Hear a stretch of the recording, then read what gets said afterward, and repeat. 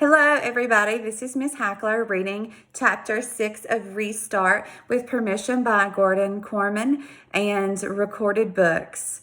Chapter 6, Brendan Espinoza.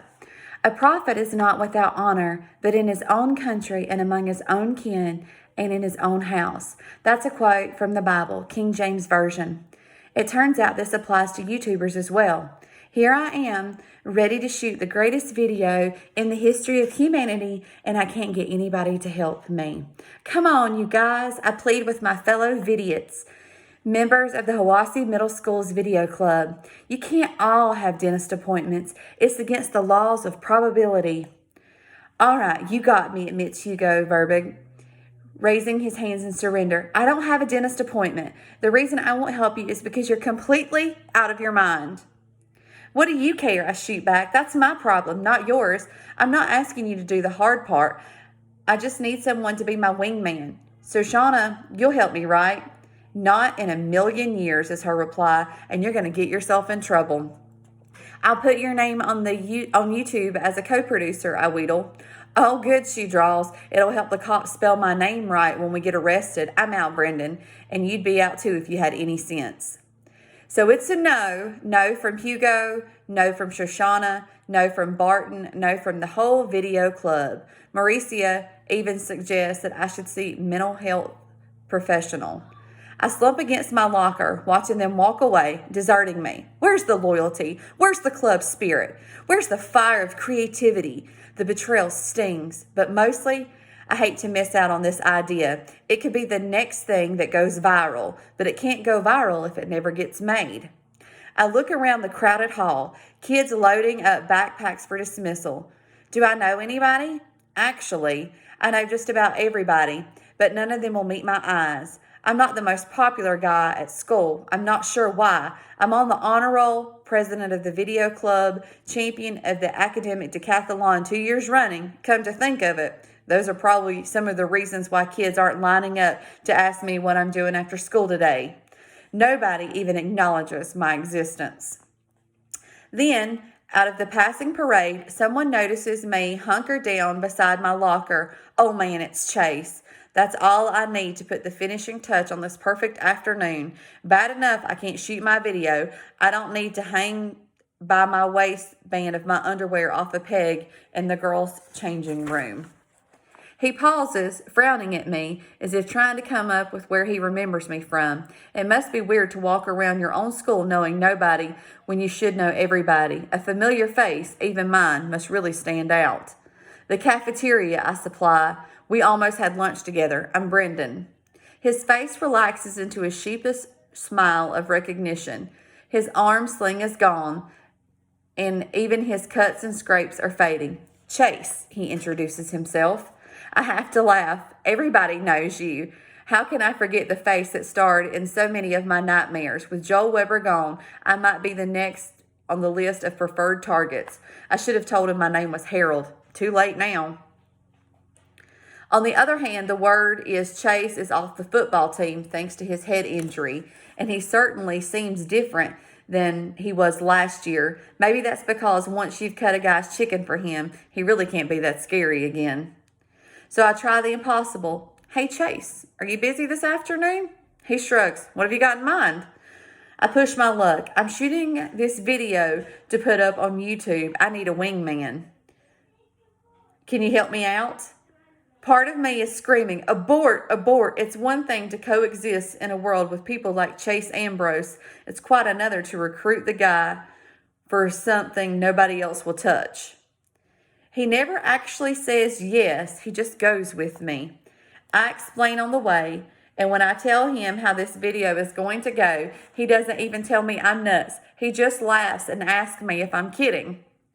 Just because something is funny doesn't mean you treat it like a joke, I assure him. Comedy is serious business. If people are going to laugh at this, it'll be because we worked hard at it and got it right. He actually seems to think that over. Yeah, I can see that. But I'm not the one who's going in, right? My doctor would freak out, not to mention my mom. Wow, Chase Ambrose has a mom. I always thought the popular people floated down to earth in a column of pure light from a great space art. It's all me, I promise. You just have to work camera 2. We'll stop by my place and pick up the tricycle. Chase even takes it for a test drive on the street, practically cackling with mirth. I laugh too because he looks pretty funny. He's a tall guy, so as he pedals, his knees rise up to around his ears. My mother comes out to investigate the ruckus. When she sees who I'm with, she's practically ready to dial 911. I can't really blame her. When the Chases of the world hang out with me, it's usually because I'm about to be dangled by my feet out a high window. I'm fine, Mom. I soothe her. Chase is helping me on a video project. Good to meet you, Chase introduces himself politely. She's tight-lipped. Oh, we've met.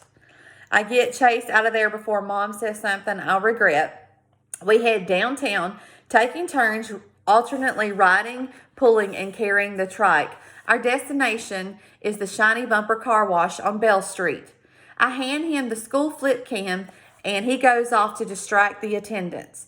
Chase is even better for this than one of the vidiots because he's kind of a celebrity around town, not just a star athlete, but the son of the last star athlete. Plus, everybody's heard about his accident over the summer, so all the attention is on him.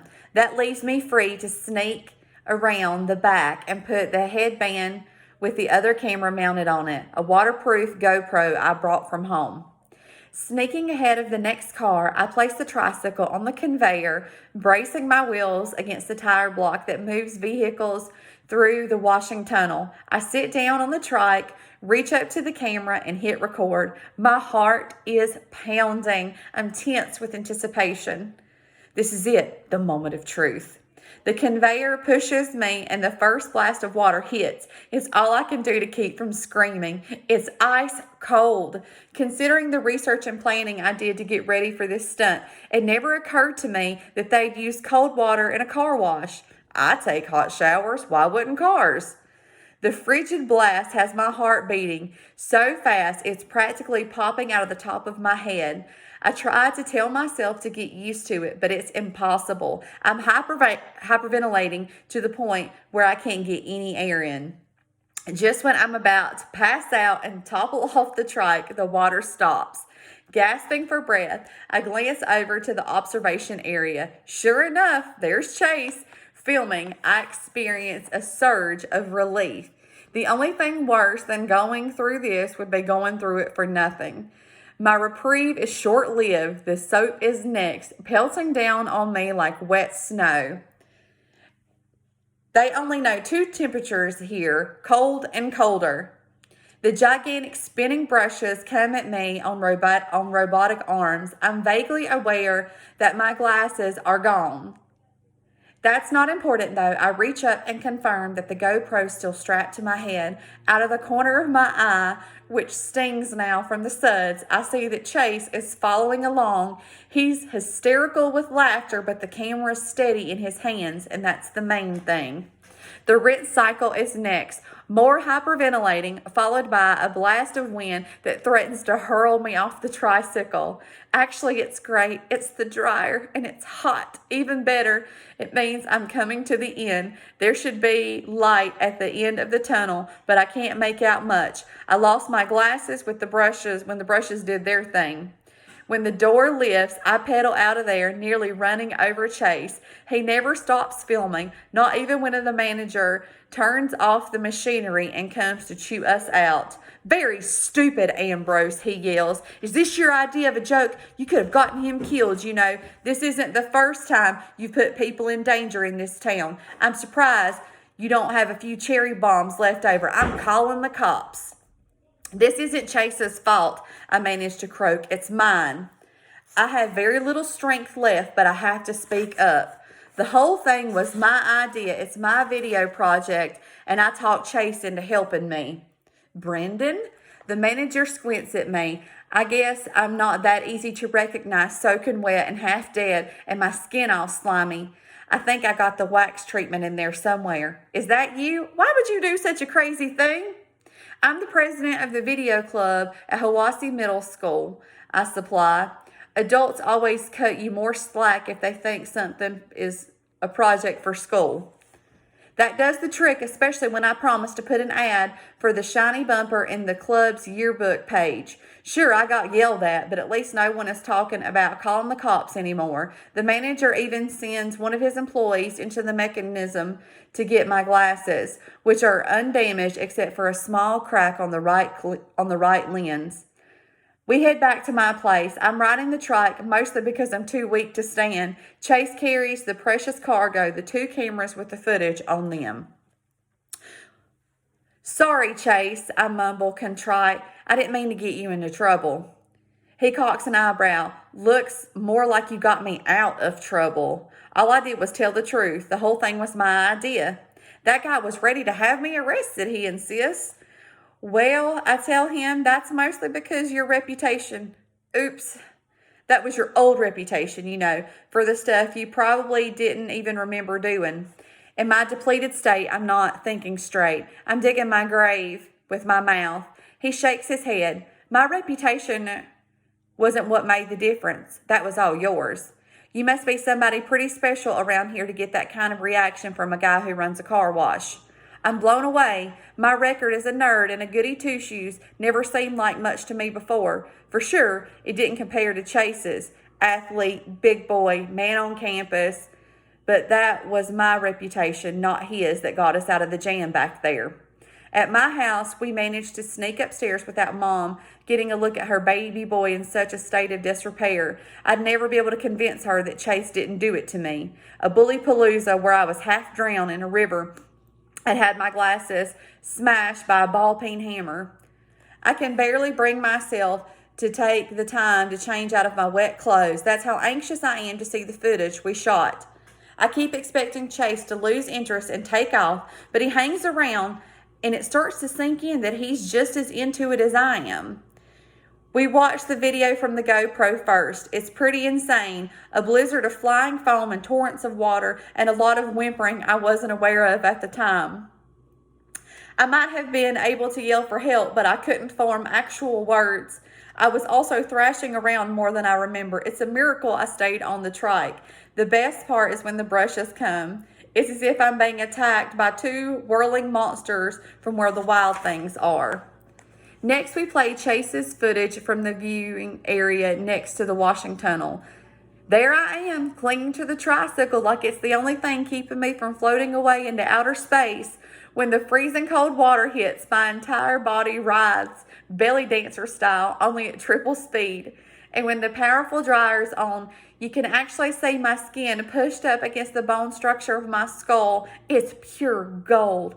And I have to say that a lot of credit for that goes to Chase. He's got a real knack for camera work. We laugh until we're falling over each other. It's definitely more fun to watch than it was to go through in real life. I showed Chase how to piece the video together on the computer, intercutting footage from both cameras for maximum effect.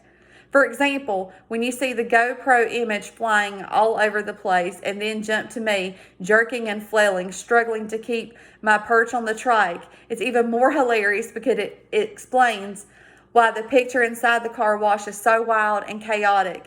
Chase catches on quickly and adds some good suggestions of his own, like a split screen of both cameras when the spin brushes come on. At last, we set the whole thing to music, Ride of the Valkyries, and upload the clip to YouTube. We give it the title, How to Clean Your Tricycle. Brendan Espinosa and Chase Ambrose, co-producers. I kid you not, he actually thanks me when I include him in the credits. And we watch it on every device in the house. The computer, our phones, and an iPad. We even Chromecast it to the TV. It doesn't get old. If this video won't go viral, there is no justice in the world, or at least on YouTube. He's still laughing as I see him out. That might be the most fun I ever had. I swear, he's like a kindergartner who's just been handed the world's most intricate balloon animal. Without thinking, I reply, "How do you know? You've probably forgotten most of the fun you've had." He looks surprised for a few seconds, and I figure I'm about to get his book bag in the side of my head, and then he says, "Good point, but it was still awesome." Me and my big mouth, I can't leave well enough alone. You know, we've got a video club at school, and you'd be a natural with your camera skills. We could really use you. That might be the dumbest thing I've ever said aloud. Chase Ambrose and his football buddies have made a career out of terrorizing kids, just like the Vidiots. Recruiting him is like inviting a shark over for sushi. He grins at me. When's the next meeting?